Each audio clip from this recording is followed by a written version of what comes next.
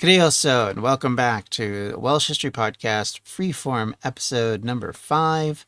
Today we're going to talk with you, and that is initially, how do you gain enthusiasm in history? How do you gain interest in a subject matter, and how does that affect how, I guess we could say, we learn, but also how people take from that towards what they want to do? So, as an example, for me, history is something that I got very excited about at a very young age. I would say by the time I was probably, I want to say 12 to 13, I was starting to gain an interest in military history specifically. My father had collected a series of books on the U.S. Civil War. When I was very young, we went on large amount of tours of various Civil War sites in the South, and it was something that he always liked to do, is to take a look at those things. I've got a picture of myself on a cannon that I'm not even sure where it's from. I know we went down through Georgia and took pictures of various sites there. That obviously developed part of my interest. The other thing that kind of drove that as well was my interest in, at the time, World War II. I was given books on World War II as a history.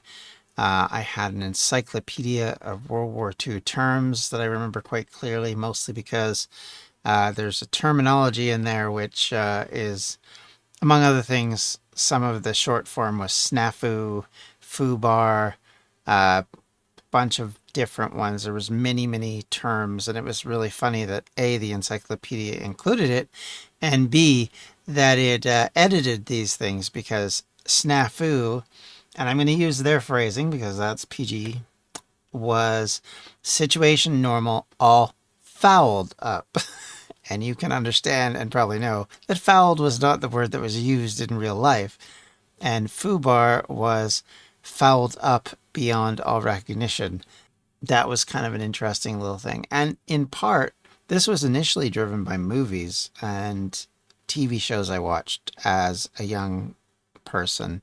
I remember quite clearly one of the first movies I ever went to see was Midway, the World War II battle between Japan and America over the island of Midway, which was fairly decisive in the carrier war and tilted the balance towards America at a time when things were still a little iffy. I think that was an amazing film to watch as a child, and it did have an effect on myself. And I think the key is that when you're young and you watch these kind of films now, if you've been around anybody who has an interest in history, I assume if you're listening to this podcast, you do. You're going to notice things when you watch different films, especially historical films in quotes. Then you're going to notice the errors, the somewhat minor, somewhat major problems that come from some of the decisions they make. For example, picking an open field with no actual bridge for the Battle of Stamford Bridge comes to mind in Braveheart. Things like that, where there's no actual river or any crossing of any kind. Like, there's so many things that can influence how things are projected on movies and TV shows and streaming shows, I guess we want to include that affect how we look at uh, history in general. And it takes a little bit to sort of overcome some of that. King Arthur movies are a great example of that. There hasn't been one done that's what I would call accurate, but what is accurate for a fictional tale of a hero that isn't really defined really well. Like, our understanding of Arthur, as I don't want to continue to talk about here, but just if you took Nennius's version of Arthur and then said, okay, that's a real version of Arthur, and you wanted to bring some collaboration between some of the events described by, say, Gildas, and put an Arthur type character in there instead of the semi-Roman Britain that's there, then you have to effectively have them there, and they have to be Romano-British, but also Romano-British typically in Wales I know that Arthur's mythology stretches from Cornwall to southern Scotland, but I think pretty much most of what we know and understand about him comes from Welsh sources. So I think it is interesting to me how little is ever mentioned about Wales when we talk about King Arthur. Quite frequently, he's the King of the Britons. Quite frequently, he is the King of England, weirdly. There's, a lot of dichotomy and weirdness that goes on there that don't make a lot of sense because the writings of later authors influence the story to the point where it's not the same anymore. So, anyway, and that's a whole thing in and of itself. So, if we look at history from that perspective and from that lens, then we have to understand that that's not history, that's story writing, in which history might have something to do with it. I can remember being very, very annoyed watching some movies because of how they just didn't fit. People that had been fighting 10 years wearing shiny bronze armor. In Troy, as an example, was something that actually took me completely out of the movie. Like, you can't, and I'm not one of these people that automatically goes, oh, I can't watch that because it's too real or it's not real enough. But I think it's good to kind of have a semblance of it. So going back to my original point, as a child, I watched a lot of war movies. I watched stories about World War One and World War Two that were on TV. In fact, I remember watching a big series on the Great War, which I honestly don't remember who made it. It was just on TV as I was growing up. And I remember watching it, but I couldn't tell you whether it was a BBC production or if it was a Canadian production or if it was an American. Just don't know. I'm pretty sure it was British because the narrator was British, but that means very little. And I remember being fascinated by that, being fascinated by Tora, I guess I should say, which is Tiger, Tiger, Tiger, which is the call that they made before the attack on Pearl Harbor. Midway, as I said earlier, and I watched The Longest Day. When we were flying in an airplane one time, we saw where the eagle has landed, and that movie left a major impression on me because it was, for its time, was, especially for a small child, it was seen as kind of gory. I watched it when I was 8 on a plane, so they probably edited bits of it out, but I remember watching it later, and I remember being a little scared of a couple of scenes because of how it portrayed things. So that kind of led me to be interested in more information, to go into actual source material, to go into different stories. And I went into fictional books. There was a series that my brother had bought called The Brotherhood of War, which is a fictional series of a family who starts out, I think, just before World War II starts.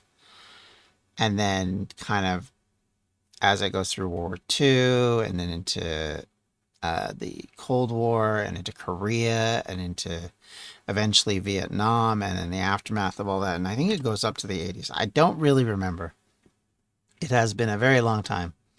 But I know I quite like that book series. I think I read uh, Herman Wouk's book, but that may have been more just I watched the mini series that came out around the World War II series that they did. And for some reason, all I can remember is the second book, which is War and Remembrance. And it was not a very good miniseries, but the first one, Winds of War, that's the name of it, was amazing. And I remember really, really loving it. And I thought it was a really good kind of portrayal. Legitimacy of it, no idea. Couldn't tell you, never looked into it afterwards. I'm sure there's lots of flaws. I remember when they did Pearl Harbor, it was like an amazing special effects work because they made everything out of models and tried to make it as realistic as they possibly could for a television show, which was crazy. So all of that, and keep in mind this is like 80s, so who knows how good it actually was. It may have been garbage, but for young me, it was very interesting and fascinating. So it drove my interest. It drove my desire to continue to look into and be interested by it. The problem was is when I went to school, and we started doing actual social studies, as it's called here, I wasn't as fascinated by it. That's kind of where my influences went. I started reading novels as well, which had historical relationships. There were a lot of, as I mentioned, Brotherhood of War and War and Remembrance, because I think I watched the miniseries of Winds of War and then read War and Remembrance. And then I was reading submarine books because I got really into submarines. I ended up joining the Sea Cadets in Canada here because of my interest in the Navy. And as a part of that, I started to read World War II submarine books. And it was through that my mother bought me Hunt for Red October, the first Tom Clancy novel, which I then ended up reading and becoming a big fan of his and reading pretty much every book he put out for a very long time until he passed away, I think, actually. And so for me, that was where my love and interest of history began. It does start at a more modern point, but as time went on, the more interest I found in history in a different standpoint and a different viewpoint. And then eventually I ended up going on to university, and going into university is when I was introduced to more angles of history. I started out with Canadian history and then American history, and then uh, was it Victoria? I think it was early modern Britain, early modern Europe. We then did courses in things like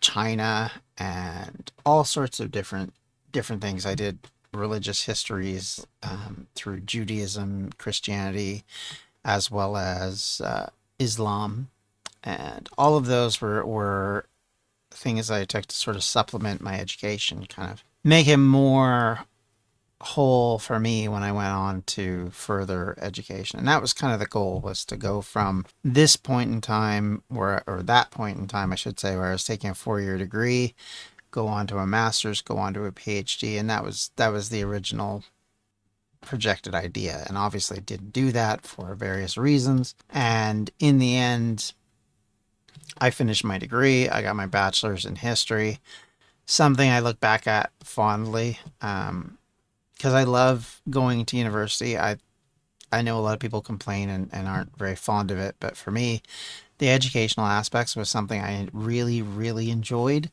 And yeah, was there points that weren't fun? Yeah, sure. Education, much like work, there's great and bad times involved. Podcasting, there's good and bad about it. You have points where it's a drudgery, but learning to me has always been fun. Learning to me is the interesting side of history.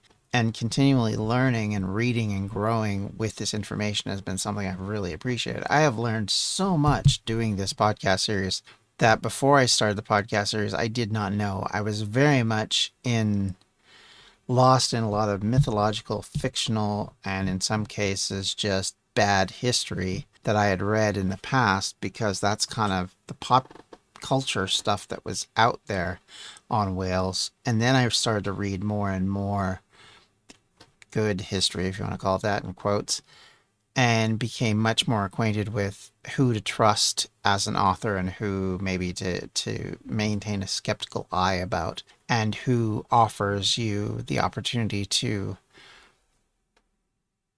challenge yourself with the writing. So in the end, I've read a lot of different writers. I've read a lot of different viewpoints. It's not just one particular person that I appreciate. I came to really enjoy and like a lot of different authors, both older ones that I'd read previously and newer ones that I've read since.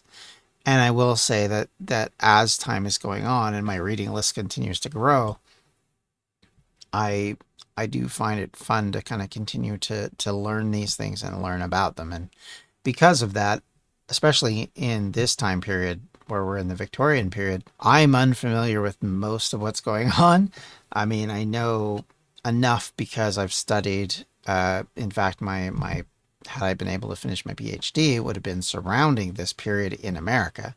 But it's not where my initial interest lies in Welsh history. Obviously, like I think a lot of people, most of my interest in Welsh history stemmed from the independence portion of Welsh history and the Roman Britain portion of Welsh history and the post-independence conflicts that rose up, such as Owain Glyndwr and the aftermath of all that leading to the Tudors. So for me, that was kind of where, when I had a concept of how this podcast was going to initially work, that was kind of where I saw the cutoff point, either being at the end of independence or possibly at the end of the Tudor period, because I felt like that was the last of separate political Welsh policy and Welsh influence. And then after that, it became English or British influenced, and very much, there was a lot less to say in my initial expectation.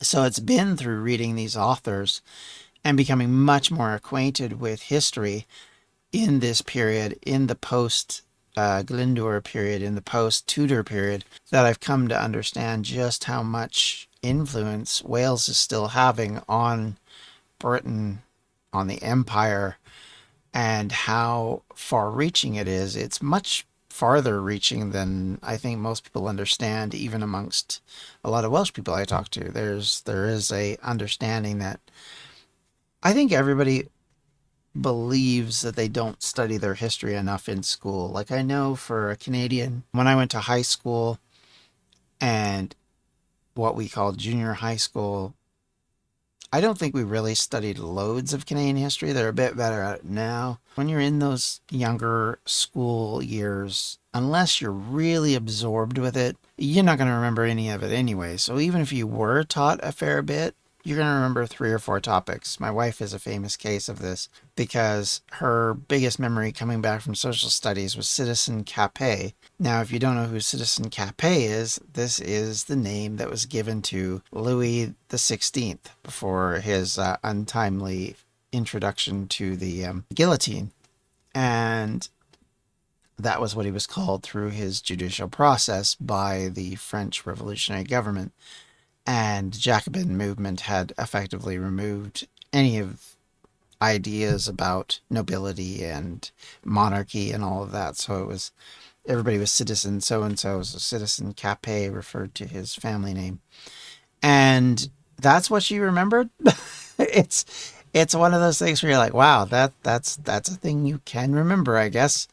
But it's more trivia than it is real history, and I think that's the thing to remember, is that I always look at it this way. I am not a math nerd. I don't get math very well. I always say to my kids that once letters get introduced in math, I'm done. Don't ask me how to figure stuff out because I won't know. And I try and avoid that whenever possible. Fractions were confusing to me, let alone anything to do with that. So I never attempt to try and prove that I know any of that.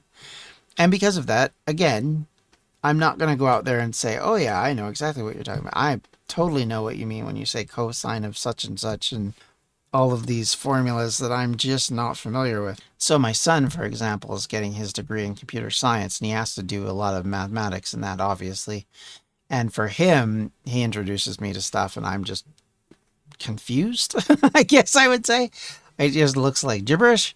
And so I look at that from the standpoint of, if you're not really interested in history anymore, to the degree that, say, someone like myself is, then yeah, a lot of it's going to be like, okay, well, boring. And especially at a high school level. So I get it. I get that people aren't going to remember, even if they're taught, their own local history. It doesn't mean they remember any of it or retain any of it. So years later, when they're asked about it, they might say, yeah, we just don't get taught any of it.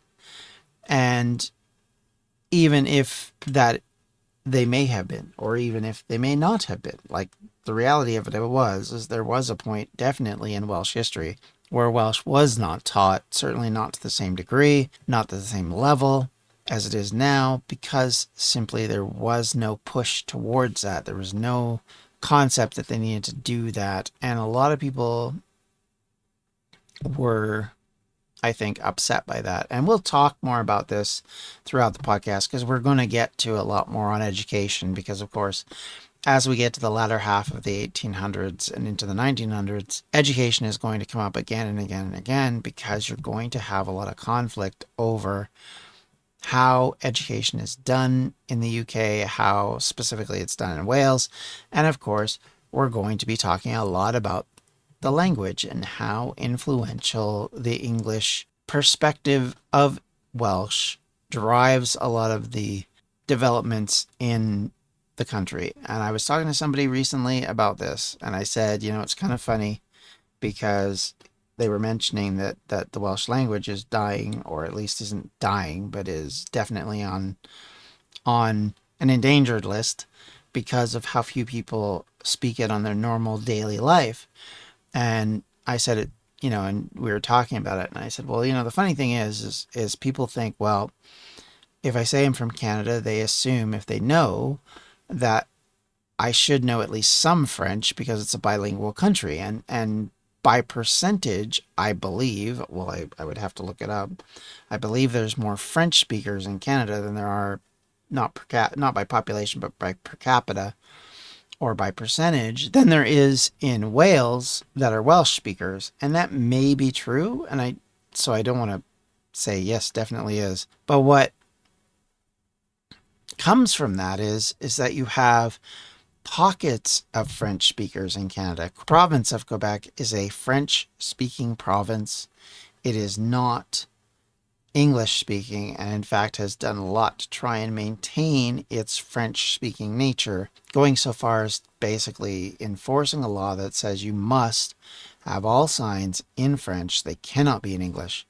So unless they're like something like Walmart, maybe, you're going to have a French version of whatever it is we're talking about. So, and then there are a couple of provinces which have a high minority of French people, and so there is a large bilingual population. That is not the rest of the country. The rest of the country is introduced to French in school. French is not something that they're familiar with, and for a lot of them, that's the only time they use it. For me, as an example, I took French from and unfortunately for my British friends, this is not going to make a lot of sense, from grade 4 to grade 6.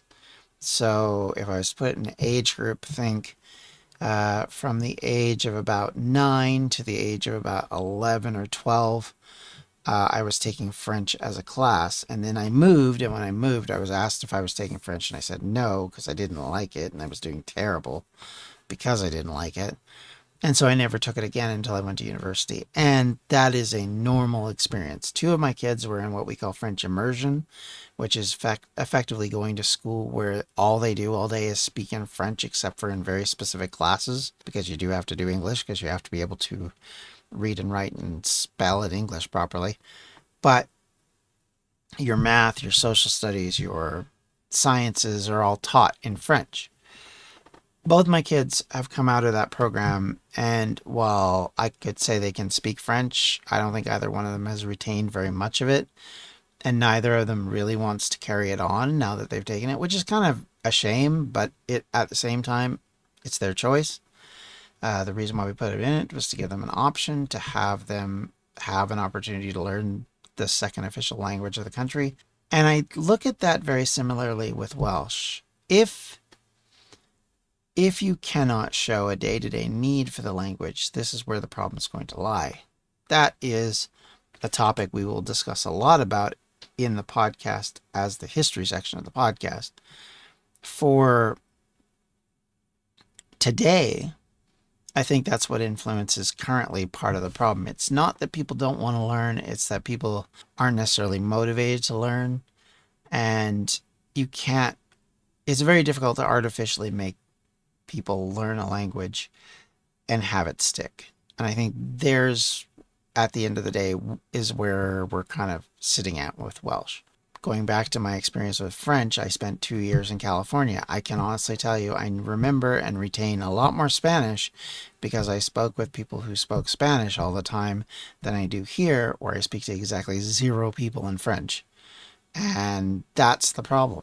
So if you live in places like Northwest Wales or West Wales, your opportunity to speak Welsh is a lot stronger and a lot more frequent, and that's going to be why it's more retained than it is in places like Cardiff, like Newport, like Swansea. It hasn't been the main language of the area in 1,000 years almost. That's going to be why it's so much harder to retain and to use and continue to grow with.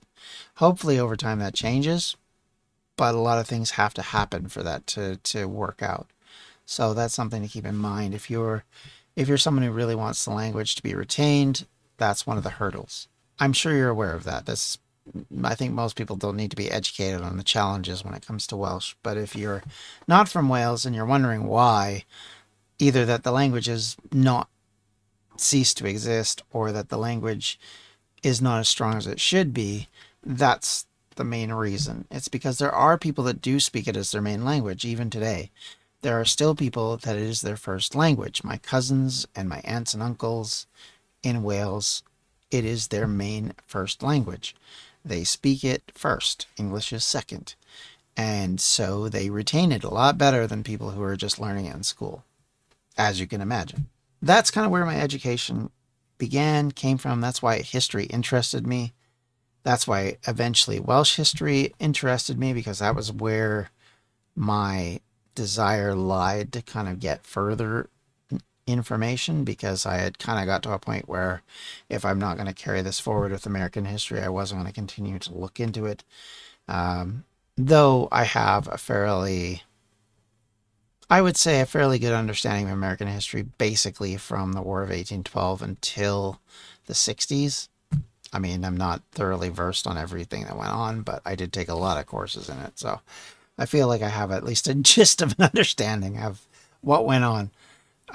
And because of that, I think it has influenced a lot of the way I do history with Welsh history in trying to maintain contact with things that aren't necessarily the main story, because so frequently there's a lot of interesting stuff that's happening that has nothing to do with the main story, and it's something I do want to touch on.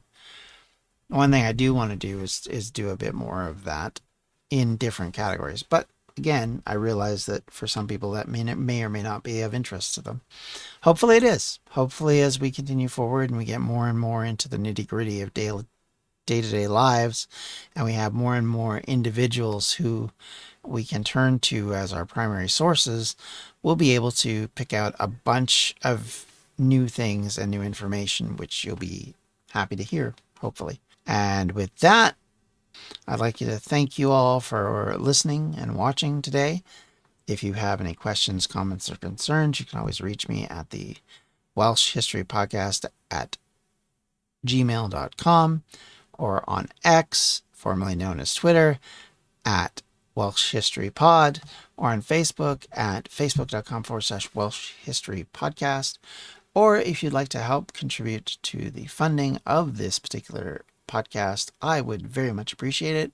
Obviously, there is no obligation, but it certainly helps out with purchasing of various materials, which for me are kind of pricey. And thank you to anyone and everyone who's ever donated via Patreon. And once again, you can do that through patreon.com/Welsh History. Thank you, everyone. Have a wonderful rest of your day. We'll talk to you later. Take care. Bye-bye.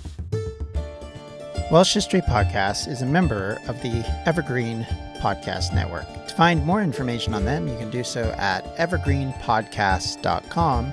Thanks for listening.